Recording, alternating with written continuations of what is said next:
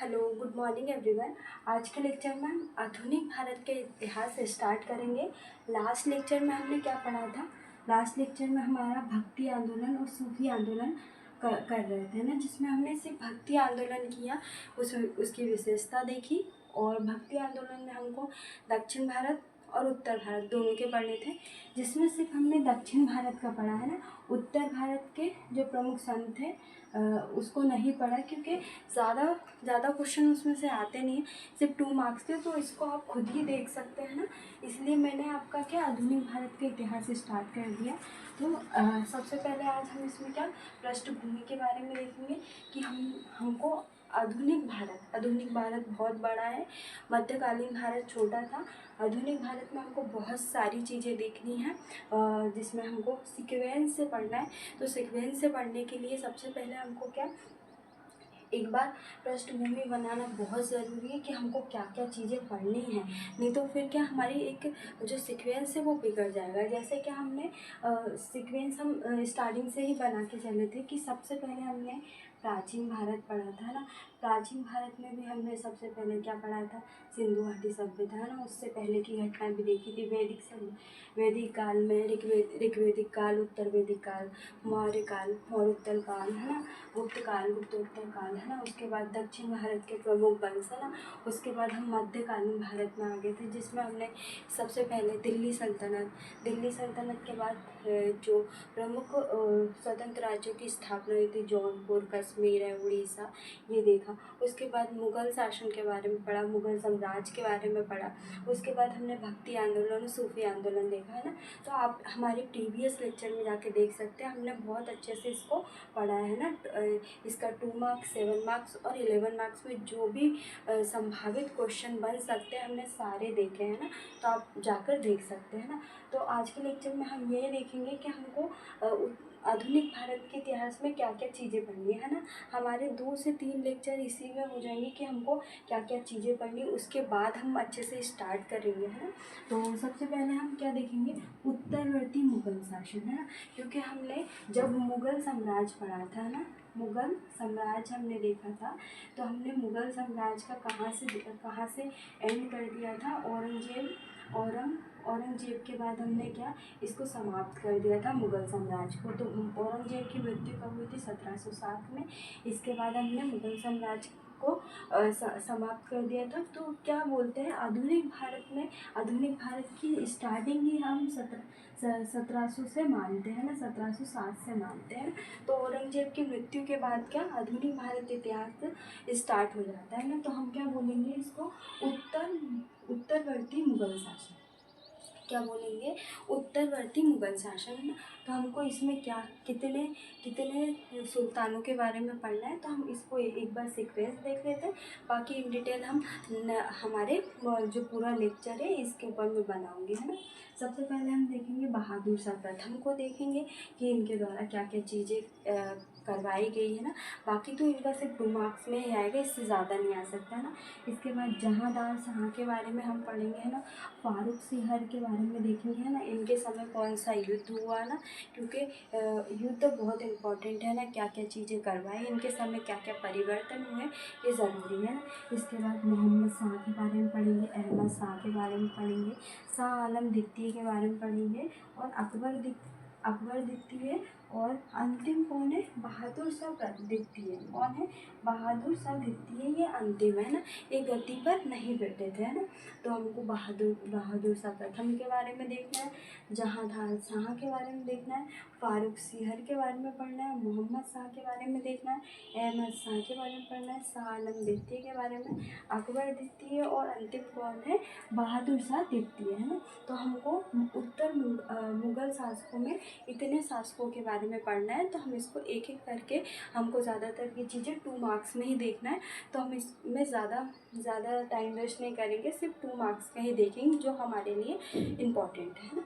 इसके बाद हम मराठा राजवंश देखेंगे है ना। तो उसी के समय क्या हुआ था? मराठा राजवंश, ये सब चीज़ें क्या सीक्वेंस में एक साथ चल रही थी है ना, एक साथ चल रही थी, तो हम इसको अच्छे से देखेंगे। और अगर हम इसको ईयर वाइज मतलब हम इनके शासनकाल के द्वारा देखेंगे तो हमको और भी ज़्यादा अच्छे से चीज़ें समझ में आएंगी। तो सबसे पहले मराठा राजवंश की स्थापना किसके द्वारा की थी? शिवाजी के द्वारा की गई थी। और हम क्या देखेंगे? शिवाजी के प्रमुख युद्धों के बारे में देखेंगे, उनके द्वारा जो मुख्य रूप से संधि की गई थी जिसमें पोरबंदर की संधि है ना, उनके प्रशासन को देखेंगे, उनके प्रशासन में केंद्रीय प्रशासन देखेंगे, प्रांतीय प्रशासन देखेंगे और उनकी सैन्य व्यवस्था देखेंगे और भू राजस्व के बारे में देखेंगे। और उनके द्वारा जो मुख्य रूप से दो कर लिया करते थे, देशमुख और चौथ जो कर वसूला करते थे उनके बारे में देखेंगे। इसके बाद हम संभाजी के बारे में पढ़ेंगे सबसे पहले, उसके बाद राजा राम आए थे ना, शिवाजी द्वितीय, फिर उसके बाद साहू जी है ना, और फिर उसके बाद क्या हुआ? बालाजी प्रथम विश्वनाथ है ना, इनको विश्वनाथ बोलते हैं। बालाजी प्रथम आए थे, फिर बाजीराव प्रथम है ना, बाजीराव प्रथम के समय क्या हुआ? बाजीराव प्रथम, उसके बाद नाना साहब के समय क्या हुआ था? पानीपत का युद्ध हुआ था, तो हम इसको देखेंगे। माधव राय को देखेंगे, माधव राय प्रथम आए, फिर नारायण राय आए है ना। तो ये मराठा राजवंश में हम सीक्वेंस वाइज सभी जो राजा हैं उनके बारे में पढ़ेंगे, स्टार्टिंग शिवाजी से लेकर अंतिम तक देखेंगे है ना। तो हमको मराठा राजवंश देखना है और मराठा राजवंश से बहुत क्वेश्चन बनते हैं जिसमें स्पेसिफिक जो शिवाजी के जो प्रशासन है उसमें से 7 मार्क्स का आपका बनेगा ही, बाकी तो सब चीज़ों से आपके 2 मार्क्स के बनेंगे। और जो मुख्य रूप से जो संधि हुई है और जो युद्ध हुए हैं वो बहुत ज़्यादा इम्पोर्टेंट है ना। इसके बाद हम देखेंगे बंगाल में अंग्रेज़ों का प्रभुत्व कैसे हुआ, मैसूर में और सिख राज को कैसे, इसमें हम अंग्रेज मैसूर युद्ध, अंग्रेज सिख युद्ध है ना, तो कितने सिख युद्ध हुए अंग्रेज और सिखों के बीच है ना, तो ये सब चीज़ें देखेंगे। जिसमें हम देखेंगे कि बंगाल में कौन थे? मुर्शिद कुली खान ना, मुर्शिद कुली थे है ना, तो सब हमने इसमें प्रथम देखा है। इसके बाद हमको और भी जो शासक है उनके बारे में पढ़ना है। तो प्रथम कौन देखना है? बंगाल में कौन थे? मुर्शिद कुली खान ना। इसी प्रकार उत्तरवर्ती मुगल शासन में अगर हम देखेंगे तो ये दिल्ली की बात हो गई, और बंगाल में कौन थे? मुर्शिद कुली, और दिल्ली में बहादुर शाह प्रथम थे उसी समय। इसके बाद मैसूर में कौन थे? हैदर अली थे है ना, हैदर अली को देखेंगे। फिर सिखों के गुरु कितने?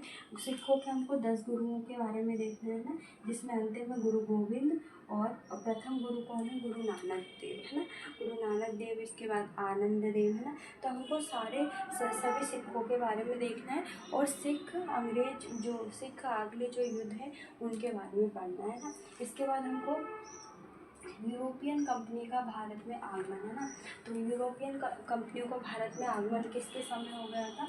तो जहांगीर के समय ही इनका आगमन हो गया था ना। तो हमें इनको सीक्वेंस से पढ़ना है कि सबसे पहले यूरोपियन कंपनी में किसका सबसे पहले भारत में आगमन हुआ। तो हम देखेंगे सबसे पहले पुर्तगाल का आगमन हुआ, उसके बाद डच आए थे, फिर अंग्रेज आए थे ना। और सबसे पहले कौन आए थे? पुर्तगाल, और सबसे अंत तक कौन रहे थे? पुर्तगाल रहे थे, और अंग्रेज, फिर इसके बाद डेनिस, फिर फ्रांसीसी है ना।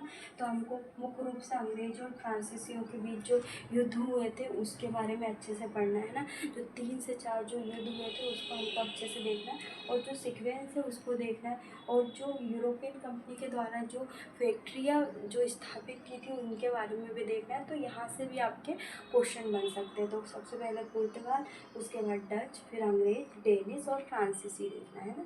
इसके बाद में हमारी और चीज़ें जो हम सीक्वेंस में देखेंगे हमारे नेक्स्ट लेक्चर में हम देखेंगे, जिसमें ब्रिटिश आर्थिक नीतियाँ कौन कौन सी लागू की थी, कौन से जनजातीय आंदोलन हुए थे, प्रथम स्वतंत्रता संग्राम देखेंगे और राष्ट्रीय आंदोलन देखेंगे, और स्वतंत्रता के बाद भारत की स्थिति क्या हुई है, और प्रमुख जो गवर्नर हैं जो भारत में नियुक्त हुए थे उनके बारे में देखना है ना। तो आज के लेक्चर में हमने क्या क्या देखा? उत्तरवर्ती मुगल शासन, जिसमें बहादुर शाह प्रथम और जहांदार शाह, फारूक सिंह, मोहम्मद शाह, अहमद शाह, और शाह आलम द्वितीय, अकबर द्वितीय और शाह आलम वो बहादुर शाह द्वितीय ये अंतिम थे। इसके बाद मराठा राजवंश में स्थापना शिवाजी ने की। इनके प्रमुख युद्ध संधि देखना है, इनके प्रशासन के बारे में, भू राजस्व व्यवस्था देखनी है। इसके बाद संभाजी आए, फिर राजा राम, फिर शिवाजी द्वितीय, फिर साहूजी, बालाजी प्रथम जिसको विश्वनाथ भी बोलते हैं, बाजीराव प्रथम, नाना साहब, माधव राय और नारायण राय थे ना। उसके बाद बाजीराव द्वितीय है ना। इसके बाद इन्हीं सीक्वेंस में चलते चलते हम बंगाल में कौन थे, मुर्शिद कुली खां, और मैसूर में कौन, हैदर अली को पढ़ेंगे। उसके बाद भी जो कौन, टीपू सुल्तान आए, उनको देखना। हमको सिखों के 10 गुरुओं के बारे में देखना है, जिसके प्रथम है गुरु नानक देव और अंतिम है गुरु गोविंद सिंह के बारे में देखना। और जो बीच में हमको सारे 10 के बारे में देखना है। और अंग्रेज और सिखों के बीच जो युद्ध हुआ उसको देखना है। यूरोपियन कंपनियों के आगमन को देखना है, जो किसके समय हुई थी, जहांगीर के समय हुई, है ना। इसके बाद हमको सीक्वेंस में सबसे पहले पुर्तगाल देखना है, फिर डच देखना है, इनके द्वारा कौन सी कंपनियों की स्थापना की, कहाँ पे फैक्ट्री स्थापित की, क्या क्या चीज़ें हुई। इसके बाद डच का देखना है, अंग्रेज के बारे में पढ़ना है, फिर डेनिश है, फिर फ्रांसीसी। और मुख्य रूप से अंग्रेज और फ्रांसीसी युद्धों के बारे में पूछ सकते हैं, और ये आपकी 11 मार्क्स में भी आते हैं और 7 मार्क्स में भी आते हैं ना। तो हमको यूरोपियन कंपनियों के आगमन का जो भारत में हुआ था उसका अच्छे से पढ़ना है ना। तो ये आज के लेक्चर में हमने इतनी सारी चीज़ें देखी। नेक्स्ट लेक्चर में हम जो ब्रिटिश नीति है उनका प्रभाव भारत में क्या क्या हुआ, इसका एक बार सीक्वेंस देखेंगे। जनजातीय आंदोलन, फिर धार्मिक आंदोलन, ये सब चीज़ें देखेंगे।